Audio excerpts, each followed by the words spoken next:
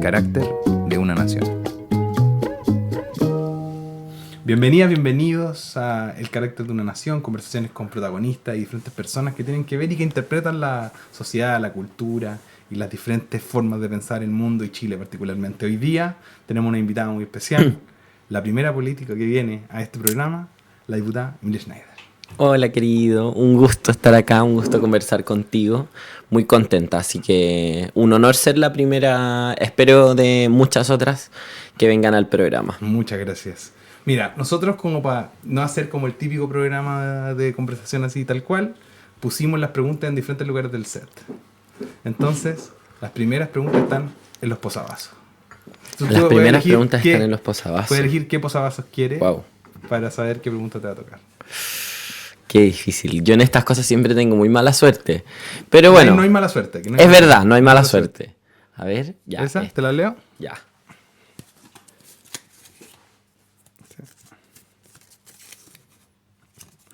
Mira, la pregunta del tiro. ¿Cómo es ser oposición en el Congreso cuando tiene un gobierno tan a la derecha? ¿Qué ganas y qué pierdes en esta posición? Yo creo que hay una tentación muy grande para muchos políticos de en este momento ser el más vociferante, ser el que dice el no más fuerte y caer en eso porque el aplauso fácil es muy adictivo, digamos, en la política, yo creo. Hay que tener muy claro tus principios, tus objetivos para no caer en eso. Entonces yo creo que hay una tentación de ser una oposición que se sube a cualquier ola. Yo creo que se vio, por ejemplo, yo no comparto el escándalo que se hizo con la primera dama sirviendo el almuerzo en La Moneda, por ejemplo. Entonces yo creo que hay una tentación de hacer eso. Porque efectivamente ser oposición, de alguna manera, supone un desafío muy distinto a ser gobierno. Creo que hoy día ser gobierno, en cómo está la sociedad chilena, es un desafío mayor en el sentido de que construir una mayoría a favor de algo es más difícil que una mayoría en contra de algo.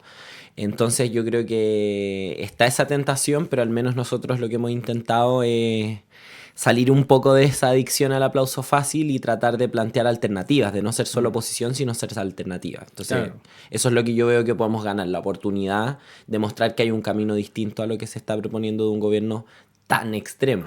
Sí. Que hasta yo creo que algunos que esperábamos algo malo nos sorprendió. Sorpresivo todo en la entrada. Bueno, interesante como en ese sentido pensar lo de el imaginario de protestar, ¿no? Protestar como una cosa simbólica tiende a es más fácil juntar gente en una plaza en contra, como decía, que juntar gente a favor de algo a veces en un proceso como este, ¿no? Claro. Entonces como... Sobre todo cuando tienes un gobierno que en el fondo está tomando medidas tan como disonantes a lo que está viviendo la ciudadanía. Hoy día lo que está enfrentando la gente es el alza al costo de la vida. Claro. Yo creo que es el conflicto central en la casa de las personas, como subió la benzina, subió el alimento, subió todo, por las malas decisiones del gobierno. Y el gobierno lo que te propone, por ejemplo, es una reforma para bajarle los impuestos a los más ricos. Entonces hay una disonancia y yo creo una desconexión bien grande. Y eso, bueno, también es un terreno en el que nosotros deberíamos estar aprovechando hacer las cosas bien.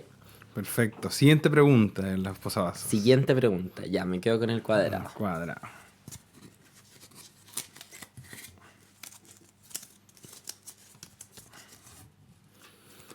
Mira, ¿cómo ha cambiado el contexto político para la comunidad LGTBIQ+, desde el 2019 hasta ahora? Wow.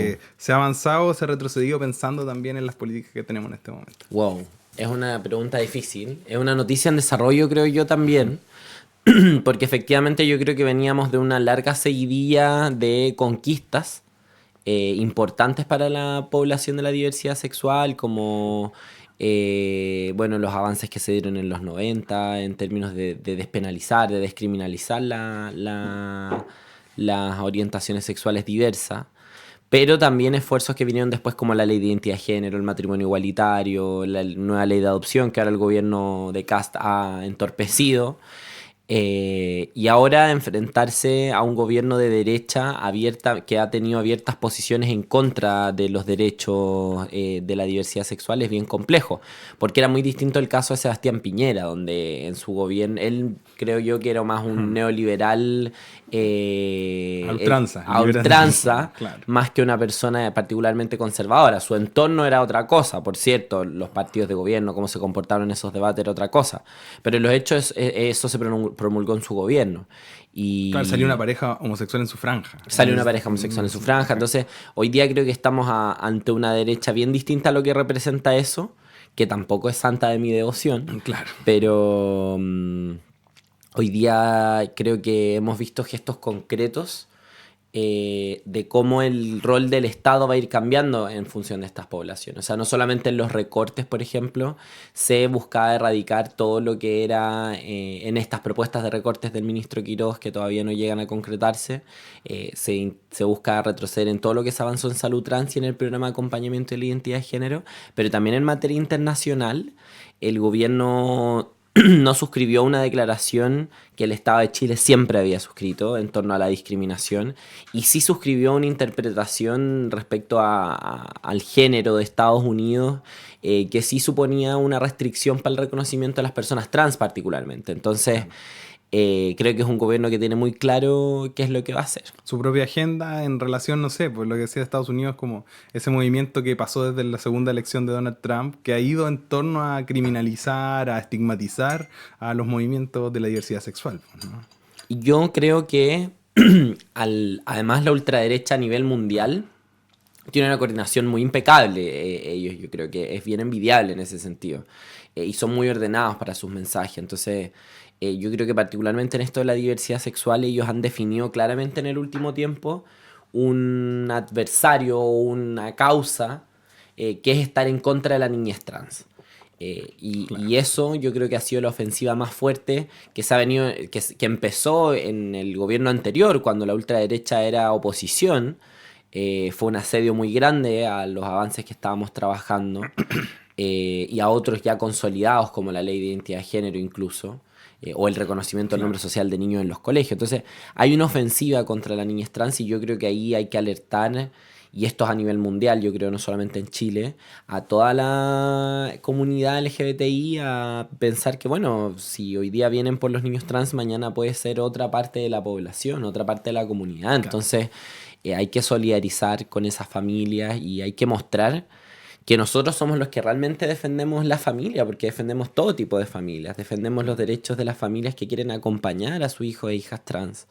Entonces, creo que ahí hay una cosa bien interesante que trabajar. Claro, es muy clave esto de cómo las derechas o las ultraderechas construyen un pequeño aparataje de como enemigos simbólicos, ¿no? Como la niñez trans, no sé, Los los migrantes. migrantes, la idea de comunismo igual empobrecimiento, ¿no? Entonces, como de cierta forma hay una estética incluso de buenos y malos donde se construye o se configura una idea de perversión, de Mm. construcción de odio, ¿no? Tienen Como, toda esta idea como de la degradación de Occidente que nosotros claro. supuestamente estamos impulsando. Pero sí, yo creo que hay algo de lo que tú dices que tiene mucho sentido, que es que efectivamente siempre están buscando un adversario para hacer pelear en el fondo al de abajo con el de más abajo y que en el fondo distraer la discusión de que los problemas de la y los trabajadores, de quienes menos tienen, de la clase media, no es porque hayan derechos de la diversidad sexual, no es porque hayan derechos de los migrantes,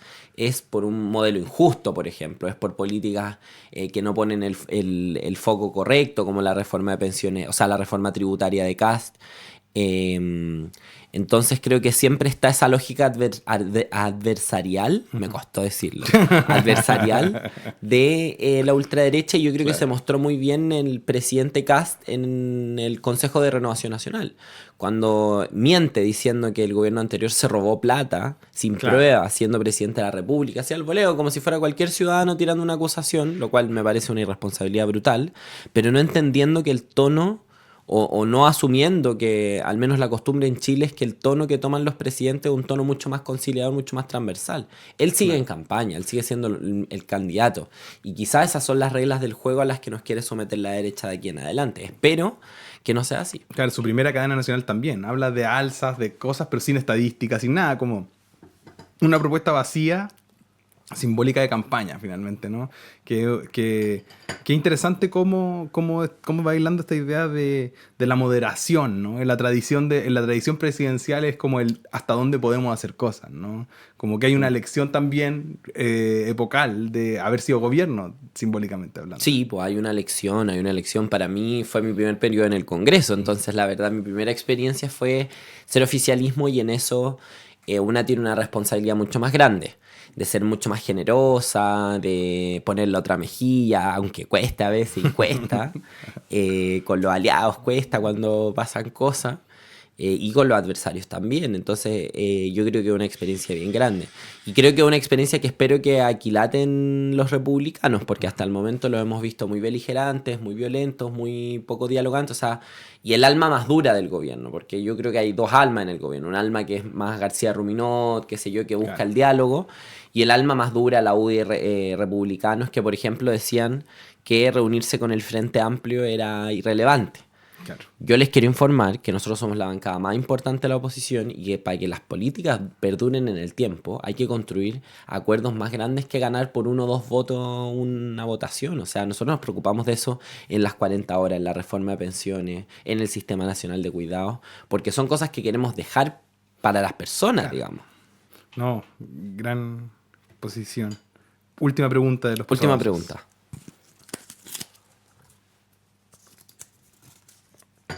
Ahí hay más acá. Hay más en otros lados, en otros momentos. Sí, me tenemos muero. 3 bloques aquí.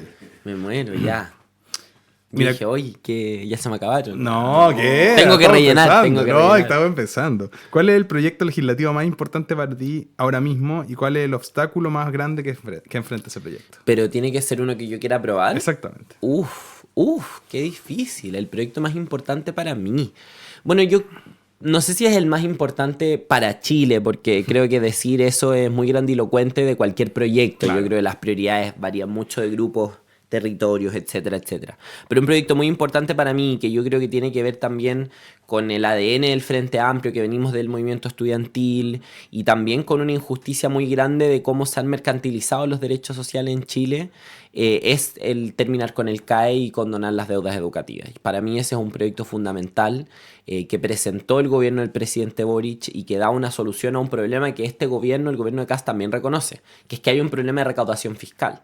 En general en el Estado Claro. se recauda poco y además, en particular, en las deudas educativas hay una tasa de morosidad muy alta, que no empezó con la promesa de campaña de Boric, que empezó el 2015, cuando nadie se imaginaba que el presidente iba a ser presidente. Entonces, Claro. es una cuestión que ha venido sostenida porque la gente no puede pagar.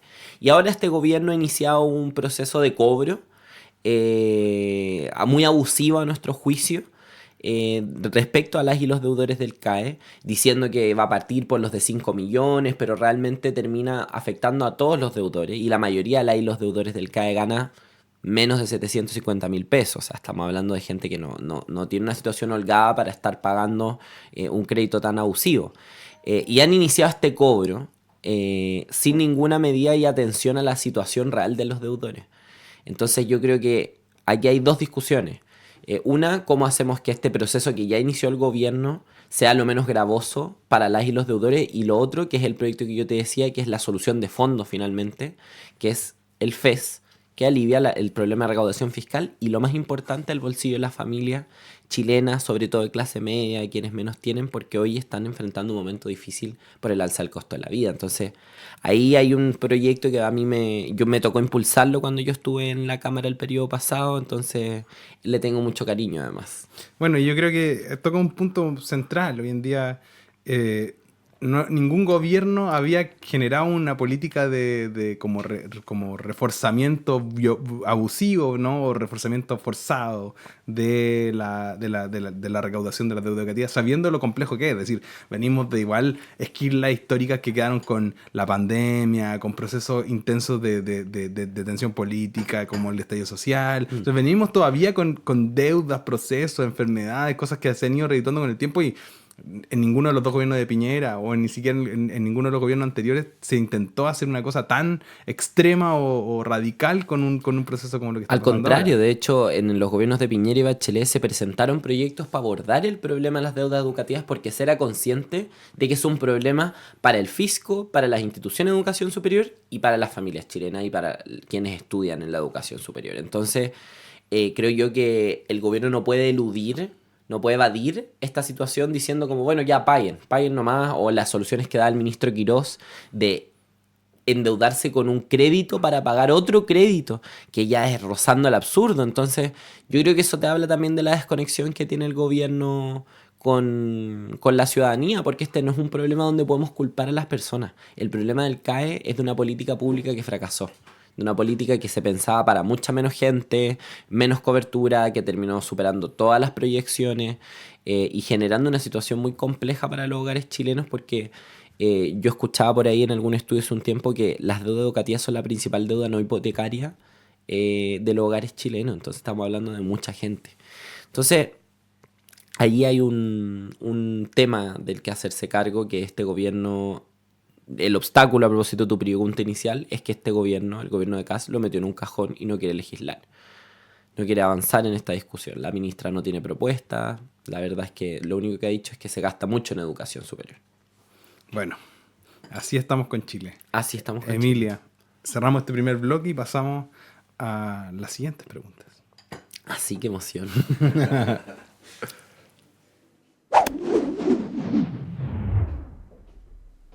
Segundo bloque de conversaciones, y ahora las preguntas están en otro lado del set. Tengo que adivinar. ¿Dónde? Piensa, ¿no? ¿No? Bueno, están en el reloj. Ah, No mira tan- qué paga. No lo habría encontrado jamás. Bueno, y A ver, ¿qué hora ¿saco quieres? una? No, yo te la saco. Yo te la Ya, saco. ¿Qué hora quieres? Primera hora. las 6. Las 6. No sé por qué. Veamos. Mira, ¿cómo lidias con el machismo institucional en el Congreso?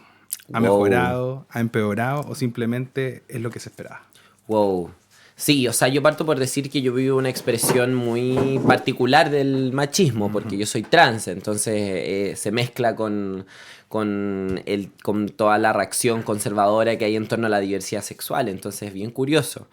Eso me ha llevado a tener polémicas con diputados que la verdad son de muy poca monta y hablan más de ellos que de mí, pero que a mí me ha tocado salir a responder porque efectivamente yo creo que la responsabilidad y como yo lo vivo es que si a mí me dicen algo, a mí no me importa personalmente, Claro. tengo mis cosas resueltas, tengo claro quién soy, tengo mis redes de apoyo para si necesito contención, como no tengo problema.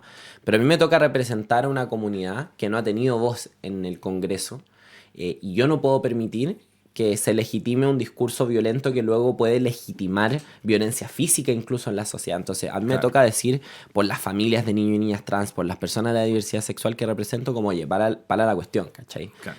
Me toca poner el límite ahí. Pero la verdad a mí me carga ese tipo de polémicas porque me carga que te llevan a usar, o los medios de comunicación lo relatan como desde el rol de víctima. Claro, y desde atacando como si te atacaran a ti solamente como persona. Finalmente, ¿no? Como que tú estuvieras utilizando eso como respirar por la herida simbólicamente. Claro, y se le da todo un tono, yo creo, muy sensacionalista a este tipo de polémica. Entonces, a mí no me gustan, pero tengo que enfrentarlas porque me han perseguido. O sea, el diputado de la carrera el periodo pasado, ex diputado de la carrera, por suerte, estábamos discutiendo de las pensiones de la AFP y me dice que yo soy mentirosa porque yo no puedo menstruar. De partida como si yo no lo supiera, como si yo estuviera loca. Y segundo, ¿qué tiene que ver? Entonces te llevan todo el rato a eso. Y por otro lado hay algo de lo que yo he hablado menos, que es como, Bueno, yo creo que se lo enfrentan muchas mujeres en política, pero tiene que ver con el acoso sexual más velado, más tolerado, como Perfecto. el piropo pasado, Ya. como las miradas, las cosas así. Igual a mí me pasan. Yo creo que también alimentadas por una visión muy desde el morbo de las personas trans, de las mujeres trans. Pero eso también es parte del oficio y eso yo lo encuentro de izquierdas y de derecha muy detestable. Mira, un desafío. Muy detestable. Me acuerdo, me acuerdo de, claro, cuando tú ibas a asumir y las polémicas con Johannes Kaiser y esa ¿Que a gente, qué baño iba a ir? ¿Qué que claro. importa? Al de mi oficina. Siguiente pregunta. Entonces, de cierta forma, hay toda una construcción así simbólica de como querer normativizar esto y un poco lo que hablábamos en el bloque anterior, ¿no? Como hay una derecha que construye un imaginario bipolar Mm. que le hace ganar simbólicamente también. Sí, sí. Y a propósito de tu pregunta de cómo de hace un rato, de cómo está el estado actual de la población LGBTI en Chile, yo creo que ahí está el problema. Como que estamos en una etapa de medio de consolidación de consensos, como que cuando se hace una encuesta una vez al año o al mes del orgullo, relativamente estable el nivel alto de aprobación a cuestiones como el matrimonio igualitario, etcétera, etcétera, la ley de identidad de género. Pero también de un retroceso en nuevas conciencias quizás que habíamos tocado, porque han ido bajando estos índices de aprobación. Entonces ahí yo creo que, y particularmente el tema de la niñez trans todavía con un gran rechazo. Entonces ahí hay un paneo interesante de lo que han logrado y lo que no han logrado en esta. Yo no creo que sean hoy día mayoría en esa cancha.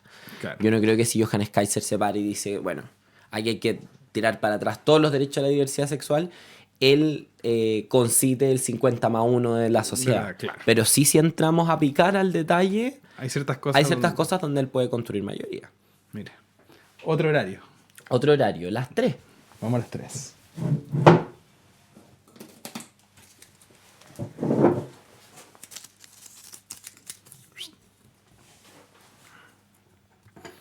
¿Cómo fue tu transición desde el activismo territorial al Congreso? ¿Ganaste herramientas o perdiste? Wow. Primero precisar, más que el activismo territorial, lo mío, yo vengo del movimiento estudiantil. Yo en Claro. ese sentido hice como una trayectoria bien, como comillas, tradicional del Frente Amplio. Fui presidenta FECH, me tocó esa parte, entonces Claro. venir del movimiento social, creo yo que me tocó también ser vocera del 8M, un año, el 2018. Estar ahí también en el movimiento feminista, en el movimiento de la diversidad sexual, y yo creo que es bien difícil la transición de esos espacios al Congreso. Es un rol bien harto más restringido, hay mucha más responsabilidad, entonces lo que tú dices tiene un peso distinto y te lo pueden achacar y usar en tu contra de una forma distinta. Un video que Eh, tuyo, un reel que puede salir en todos lados, todas las semanas de nuevo para molestarte por Claro, algo. entonces hay que ser mucho más cuidadosa. Yo he aprendido también a sacarme prejuicios respecto a personas que piensan distinto a mí. La verdad no es que yo haya sido como que les haya hecho la cruz, pero sí me imaginaba que quizá era más difícil llevarse bien y más allá de lo político, yo la verdad creo que mantengo una relación bien cordial con la gente en el Congreso. Em, Dicho eso, En eso, te voy a eh, decir en eso. ¿Hay alguna persona con la que pensaste que nunca te iba a llevar bien y te lleva muy bien? eh, uh, Diego Chalper, sin ir Ya. más lejos, Camila Flores.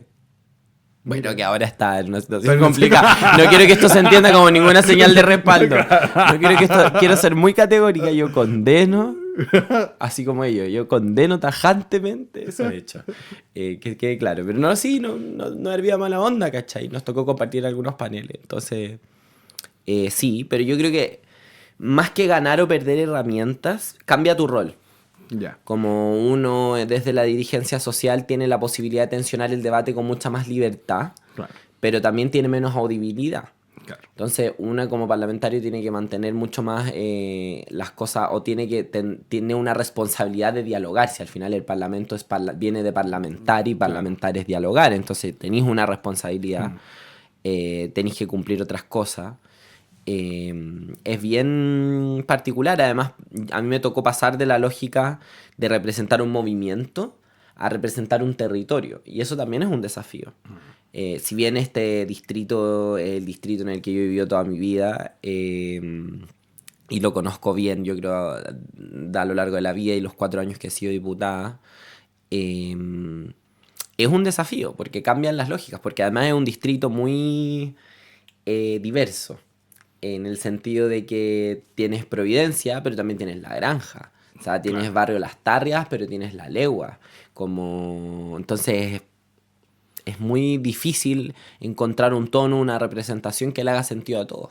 Entonces ha sido un desafío bien interesante, pero la verdad yo no me arrepiento. Yo creo que hay que pasar de los movimientos sociales a la política en algún momento, o sea, no como una cuestión cronológica, sino creo que es sano para la democracia que dirigentes que representan algo, sea un grupo, Claro. y no un movimiento social en términos tradicionales, puede ser un colectivo de emprendedores, lo que queráis, Una pero que junta de representen vecinos, algo claro. colectivo en la política, que representen algo concreto más que ser solamente una figurita, creo que es sano para la democracia, como que la llena de contenido.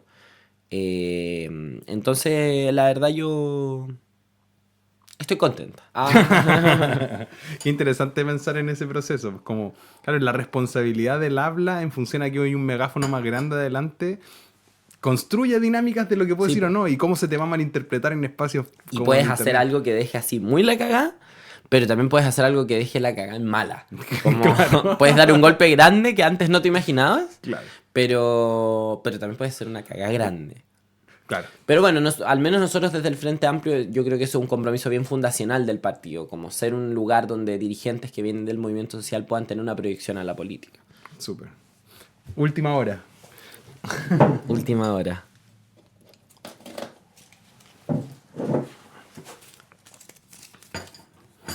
¿Hay alianzas que te han sorprendido? Gente con la que no esperabas encontrar consenso y encontraste. Uh, Ahora recientemente, diría que con el partido de la gente, que una puede tener diferencias respecto a su construcción, respecto a todo lo que queráis, pero por ejemplo en el debate de violencia en las escuelas, el gobierno de Kast propuso un proyecto que era muy malo, que por los expertos la verdad era bien descartado, que no tenía respaldo técnico, esto de la revisión de mochilas, que en general en el mundo no ha probado garantizar mayor Claro. seguridad para las comunidades y sí cuestiones como el control de armas como sociedad, no tirándole la responsabilidad a la escuela, invertir en salud mental, etcétera. Y en esa discusión, el Partido de la Gente, pese a que no era lo más popular del momento, estuvo en una posición muy similar a la nuestra. Y dialogamos mucho y nos encontramos. Y la verdad eso a mí me sorprendió gratamente porque creo que habla de que efectivamente hay puntos comunes que se pueden hacer entre mundos muy distintos. Entonces la verdad, eso podría ser una experiencia reciente de una alianza que me sorprendió. Claro, y es de En cierta torno a una forma coyuntura, digamos. interesante como el Parlamento te abre a ese consenso que a lo mejor antes nunca te habías sentado en la mesa a conversar. No, pasan muchas cosas, uno no se imagina, no sé, fumándose un cigarro con gente de lo más insólita y una dice como, bueno, quizás nunca me imaginé que esto iba a pasar. Almorzando con Diego Chat. No, no he tenido el plan, aunque caché que me invitaron porque compartimos en el Comité Chile-México y me invitó hace poco a un almuerzo con el embajador. Así que puede que eso se concrete en la realidad. Muy bueno. Emilia, cerramos segundo bloque. Nos quedan las últimas 3 preguntas. Ya. ¿Y dónde están? Ah, A ver, espérate. a ver, espera. Espera, Quiebre, quiebre. vamos a cortar el segundo. Ah, perdón. Y- Igual quiero mirar por mí. Busca. ¿Acá? Busca, ¿Ah? no sé, busca. Vamos Está a como dejar el gordita. suspenso aquí funcionando para entrar de lleno en el tercer. Cresta, no sé, weón. Bueno, todavía no encuentras las preguntas. No, estoy... ¿Has estado todo en este rato en el corte buscando? Estoy las preguntas, Emilia? sorprendida. Tengo la teoría de que pueden estar acá porque está como gordito, como levantado. Pero la verdad son papeles, entonces ¿por qué estaría gordito? No, soy la peor. No, no las vas a encontrar porque están aquí. A ver, esto estaba preparado. A ver, esta que tiene como algo escrito ahí. Ya, vamos a ver. Primera pregunta. ¿Qué te parece en la forma en que Internet y las redes sociales están replanteando la política? ¿Es una herramienta para la izquierda o termina jugando a favor del que tiene más plata para publicidad? A ver, yo creo que en algún momento, tipo el 2011, las movilizaciones, no solo en Chile, sino en España, los indignados, etcétera, etcétera, varias movilizaciones que se dieron en un periodo similar de tiempo en el mundo, se articularon mucho a través de redes sociales. O sea, yo recuerdo cosas como yo haber visto un evento de un gagazo por la educación, haber ido siendo yo muy chica y sin yo Claro. ser parte de la orgánica estudiantil. O sea, como me encantaba Lady Gaga, apoyar el movimiento estudiantil, fue como, este es mi evento. Entonces las redes sociales efectivamente yo creo que han ayudado a construir organización, pero hoy por hoy el panorama es muy distinto. Claro. Con el avance de estos como tecnomagnates de las redes sociales. Palantir y todo ese mundo. Claro, como que manejan todo este mundo. Y yo creo que dejó de ser una oportunidad y pasó a ser más bien un desafío en el sentido de el nivel de apropiación privada que puede haber del espacio público, porque al final Twitter es un espacio como de debate público. Claro. Y eso, Twitter X, Bueno, da lo sí. mismo, como le quiera poner Elon Musk. Hay alguien que es dueño de los algoritmos que generan tendencias de opinión, que generan alteraciones en elecciones. O sea, en Estados Unidos recuerdo que hubo un gran revuelo por esta situación.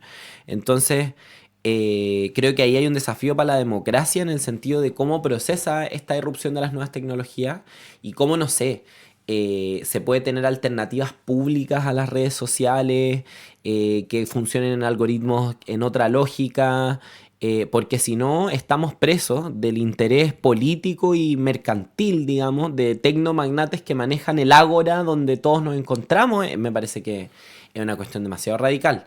Creo que es una versión radicalizada del nivel de concentración de poder de los medios de comunicación en Chile. Claro. O sea, porque también en Chile, o sea, no podríamos decir como, oh, volvamos a la vieja y querida televisión, donde siempre hemos tenido espacio A todos. Sabatini. Claro, donde siempre, no, bueno, me encantan las teleseries de Sabatini, no voy a desmerecer, en ningún caso, que vuelvan las teleseries buenas. Hoy día el Mega, algo está haciendo bien, lo digo acá. Pero, ¿qué estaba diciendo yo? La de la concentración de los medios. La concentración de los medios de comunicación en Chile, los medios de comunicación tradicionales, es radical y eso tampoco genera condiciones saludables para la democracia, pero ya esto es otro extremo, creo yo, porque la mayoría de la gente ha transitado a informarse ahí, porque no hay un control de ningún tipo de las mentiras que se esparcen, Claro. porque el propio algoritmo, la propia lógica de la plataforma te lleva a ciertos contenidos y ciertos no. Entonces es muy peligroso. Yo creo que ahí hay un pensamiento que hay que, o sea, un trabajo que hay que desplegar harto en torno a cómo regulamos, por ejemplo, que es algo que yo le estoy dando vuelta a mi equipo, con mi equipo, a los influencers o a los influencers de política.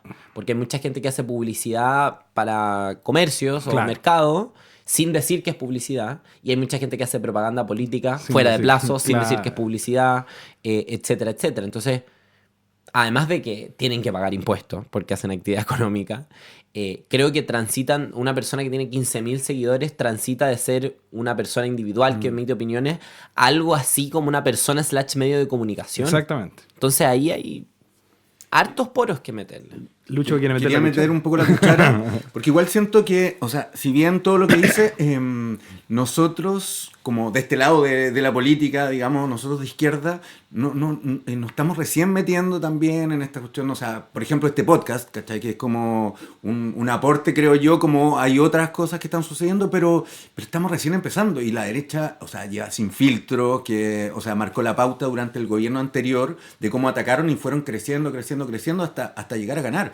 O sea, la vocera de gobierno se formó en Sin Filtro y con una lógica que yo espero que nunca sea la nuestra, ¿cachai? Como de odio, de rabia, de una rage cuestión bait, así, le llaman ¿cachai? los Como, gringos. entonces, Rage bait. ¿tú crees que, o sea, cómo lo ves y cómo piensas que tenemos que activar también esta cuestión? Porque, por otro lado, el avisaje estatal en el gobierno anterior siguió las mismas lógicas que llevaba desde siempre, entonces ahí perdimos una oportunidad de construir medios nuevos. Esta cuestión de la radio pública salió a última hora y no va a ser, ¿cachai? Entonces como que perdimos oportunidades, entonces ahora tenemos que rearticular un poco las posibilidades que nos quedan. Sí, yo también comparto que del gobierno pasado quedó una deuda pendiente en torno a esa disputa comunicacional. Incluso esto no tiene que ver como con meramente color político. Creo que incluso es una responsabilidad del gobierno llegar con la información clara, correcta, sin mentiras a todos, ¿cachai? Y ahí Claro. yo creo que hay que diversificar el cómo se entiende, porque efectivamente creo yo que pagarle hoy día visaje al Mercurio y la Tercera es un ejercicio medio fútil. No me veten de La Tercera, amigos de Mercurio no me molesta tanto.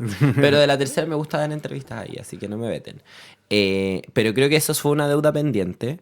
Pero creo que efectivamente nosotros para competir, para entrar a competir en este terreno, primero necesitamos reglas claras del juego.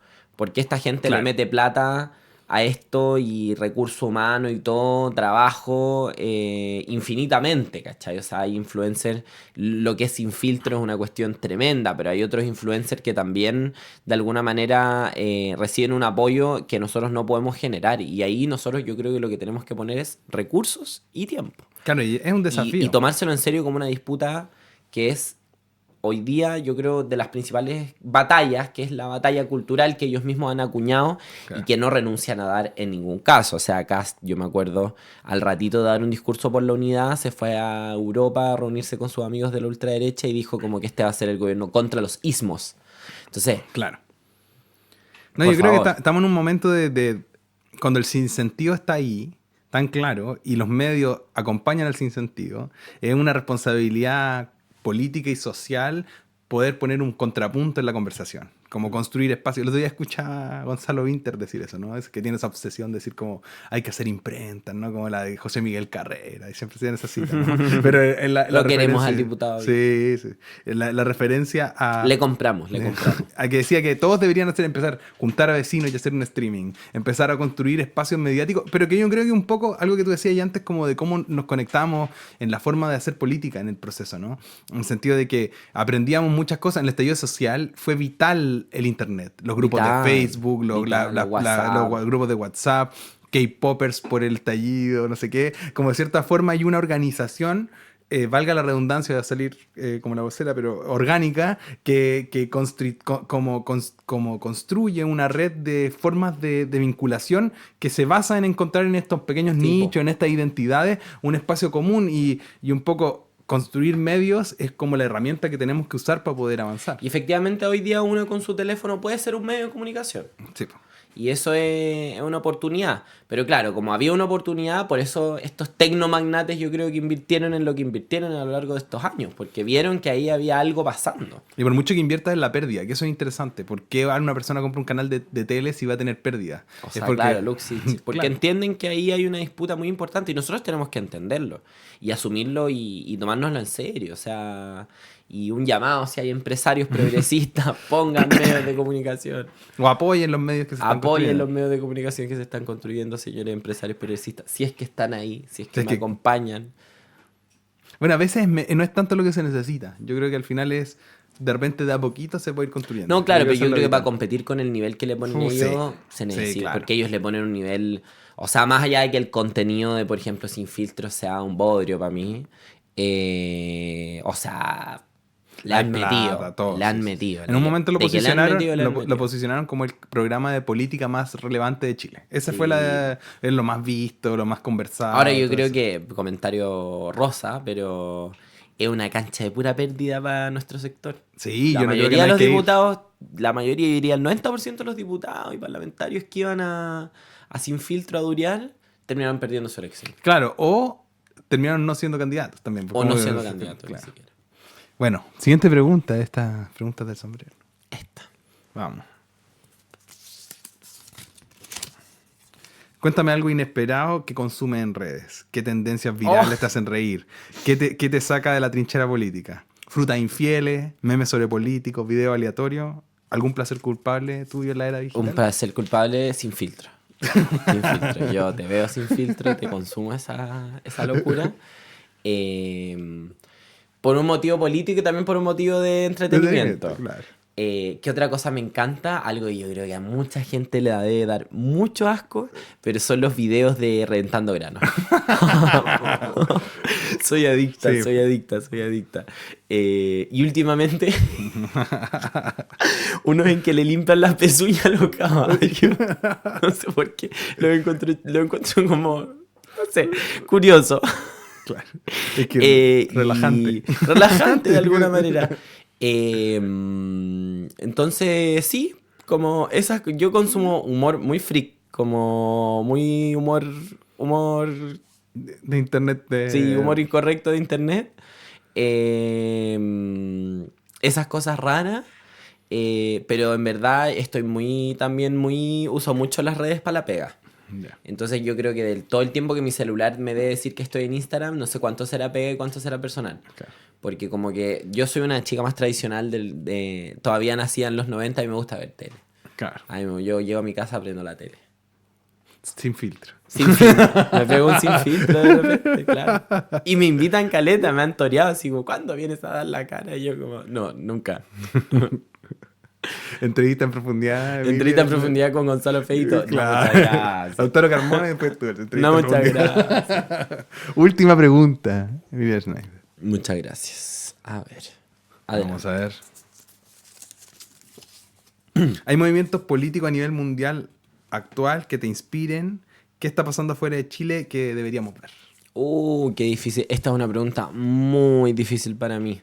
Porque yo creo, y soy muy soy muy favorable a la especie particular en el mundo de la izquierda, que es la izquierda chilena. Somos una especie muy especial, muy particular. Yo creo que, o sea, de experiencias como la de Allende hasta lo que somos hoy día con respecto a la opinión en general con Venezuela, somos una izquierda muy particular.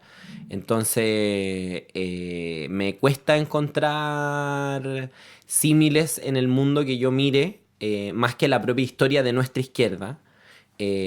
Podría decírseme soy una patriota en ese sentido. Pero, por ejemplo, yo creo que el Frente Amplio Uruguayo está haciendo cosas muy interesantes hace mucho tiempo. O sea, ha tenido gobiernos muy buenos. Yo creo que siempre ha sido una inspiración para el Frente Amplio en algún grado, pese a que somos muy distintos. Creo que lo que está haciendo Claudia Sheinbaum en México es muy importante. Creo que lo que hace Petro, más allá de que una puede tener algunas diferencias, si se consolida con un segundo gobierno del pacto histórico, sería algo muy, muy interesante analizar. Y a mí un partido que me gusta bastante, el PSOL en Brasil.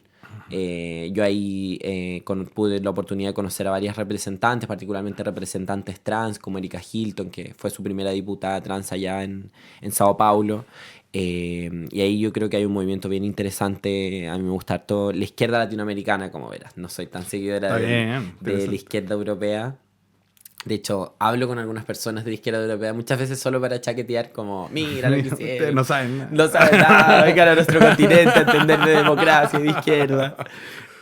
Como que soy una chaquetera igual de la izquierda europea, pero obviamente que solidaridad entre izquierdas. Pues como trato de ser lo menos chaquetera que de lo que soy. Nos criticamos en privado y en público. Eso. Bueno, Emilia. Sí, pero igual, espera, antes... extraño, pero Pedro Sánchez igual ha tenido como un rol últimamente que es interesante. ¿Cachai? Como un revival patriótico. Es muy raro, es muy raro como... Yo no me esperaba nunca eso del PSOE, ¿cachai? Como articular internacionalmente el apoyo que brindó a esta iniciativa que surgió en Chile también. Pues, sí, seamos patriotas sobre esta... conglomerado de izquierda en el mundo, así como enfrentar los nuevos... Eso, entonces igual... Hay cosas interesantes que están pasando también allá, ¿no? Sí, yo no soy muy seguidora del PSOE europeo, o sea, del PSOE español, ni de Pedro Sánchez en particular, pero claro, yo creo que él tiene como este doble rol, como que en la interna pelea con la izquierda, como, Podemos, bueno, lo que quedó de Sumar, Podemos, etcétera. Y internacionalmente juega un rol, yo creo, mucho más como liderazgo de izquierda. Claro. Ahora yo creo que igual... en su posición como más ambivalente quizás habla también o en este doble rol de alguna manera, también habla de algo que yo creo que está tendiendo a pasar con el avance de la ultraderecha, que es la unidad de los progresismos, centroizquierda, socialdemocracia con la izquierda. Que yo creo también es algo que ha ido avanzando en Chile y que yo creo que es necesario para enfrentar este momento, pese a las diferencias que tenemos, porque hay cosas como defender como la democracia que se hace en este encuentro, que precisamente yo creo que valen la pena. Y ahí, pese a las diferencias con Pedro Sánchez, yo saludo profundamente que sea un liderazgo que defienda eso. Claro, y ha tenido también una cosa simbólica de hablar sobre la guerra, claro, resistirse a Estados Unidos. Pese a que ahí lo que se le critica por izquierda es su relación con la OTAN, la relación de España con la OTAN, el gasto militar, que son críticas que a mí me parecen atendibles. Pero claro, él ha tomado una posición también Claro. internacional que nadie se le puede negar y que yo creo que articula, digamos. Mira, no sabía que íbamos a terminar hablando de Pedro De Sánchez. Pedro Pedro Sánchez. Sánchez, Sí, espero que no haya sido Lo muy siento. polémica lo que dije. No, no, La gente va a creer que yo soy sanchista, ¿no? Claro, de perro pero igual Sánchez. es interesante, incluso con la cosa de la OTAN, porque Trump, o sea, exigió en algún momento el 5% del PIB en gasto militar y dijeron que no prestaron las bases. Los Claro, primeros claro. que cerraron las bases para Estados Unidos. en Podemos este iba bien. atribuye, creo, Claro. el poroto de, Claro, de pero- haber logrado que el gobierno... esto es discutible, yo insisto. Puedo Eh, ser muy chaquetera con la izquierda europea. No, o sea, pero yo lo que encuentro ahí que es lo otro que decía ahí, ¿cachai? Como esta necesidad de unidad frente al surgimiento de la extrema derecha que es bien interesante que está sucediendo últimamente y nos da también luces que no solo está sucediendo en Chile, en Europa está la cagada con la extrema derecha, pero por suerte perdió Orban, que es como Claro, uno de los claro, principales el financistas de niño la símbolo de campaña los regímenes nuestro actual iliberales presidente. del No, mundo. que Kass se definía a sí mismo como el Orban chileno. Eso quería O sea, que le dijera. le hizo un video de campaña siendo presidente de la República. Es rarísimo. Y bueno, se arriesgó a un gobierno que está ya a morir por el tema de la corrupción. Claro. Bueno, por todos los retrocesos que hubo. Y lo más increíble ahí, la izquierda terminó apoyando a un tipo de derecha, un tipo de centro derecha, qué sé yo, como que aquí apoyáramos a Jaime Belolio para evitar que salga Johannes Kaiser. Johannes Kaiser por quinta vez. Espero que no lleguemos a eso, tenemos que ser alternativa.